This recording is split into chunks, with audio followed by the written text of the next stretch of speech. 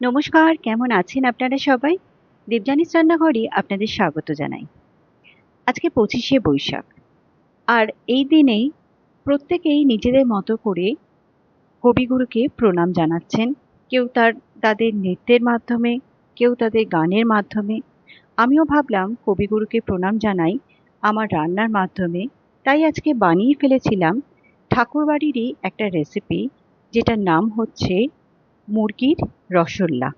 রেসিপিটা ভীষণ ভালো, আমার তো দারুণ লেগেছে, আপনাদের সাথে শেয়ার করলাম। ভালো লাগলে অবশ্যই আমার চ্যানেলটাকে ফলো করবেন, একটা লাইক শেয়ার সাবস্ক্রাইব করতে কিন্তু ভুলবেন না। সামান্য একটু চিকেন ছিল বাড়িতে, সেটা দিয়ে আজকে আমি বানাচ্ছি। চিকেনটাকে প্রথমেই দিয়ে দিলাম এখানে কুচনো পেঁয়াজ, দিয়ে দিচ্ছি একটু রসুন কুচি, আপনারা এটা বেটেও দিতে পারেন। এবার এখানে দিয়ে দিচ্ছি শুকনো লঙ্কা, একটা শুকনো লঙ্কা আর একটা কাঁচা লঙ্কা বাটা, দিয়ে দিচ্ছি 1 টেবিল স্পুন মতো টক দই, এখানে দিয়ে দিচ্ছি 1 টেবিল স্পুন মতো ঘি, একটা তেজপাতা, একটা কাঁচা লঙ্কা চেরা, আর দিয়ে দিচ্ছি পরিমাণ মতো নুন। এবার এটাকে ভালো করে মিশিয়ে নিয়ে ম্যারিনেট করে রেখে দেব অন্ততপক্ষে আধ ঘন্টা, আর ম্যাক্সিমাম আপনারা 1 ঘন্টাও কিন্তু রাখতে পারেন।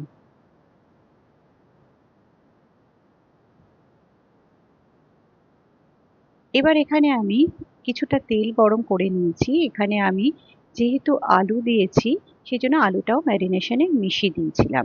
আপনারা চাইলে দিতে পারেন, নাও দিতে পারেন। যদিও এই রান্নায় কোনো রকম তেলের ব্যবহার হয় না, কিন্তু যেহেতু আমি ঘিটা খুব অল্প পরিমাণে দিয়েছি, সেই জন্য এখানে সামান্য তেলের ব্যবহার আমি করেছি। এখানে চিকেনটাকে এভাবেই হাই ফ্লেমে একটু ফুটতে দেবো ভালো করে। এটা ফুটে গেলে এটাকে ঢাকা দিয়ে লো ফ্লেমে যতক্ষণ অবধি চিকেনটা সেদ্ধ হচ্ছে, এটাকে সেদ্ধ করে নিতে হবে। এবার ঢাকনাটা খুলে দেখে নিচ্ছি, চিকেন কিন্তু একদম ভালো মতো সেদ্ধ হয়ে গেছে, আলু চিকেন। কিন্তু যেহেতু এখানে ঝোলটা একদমই শুকিয়ে গেছে, সেই জন্য এখানে আমি একটু গরম জলের ব্যবহার করছি।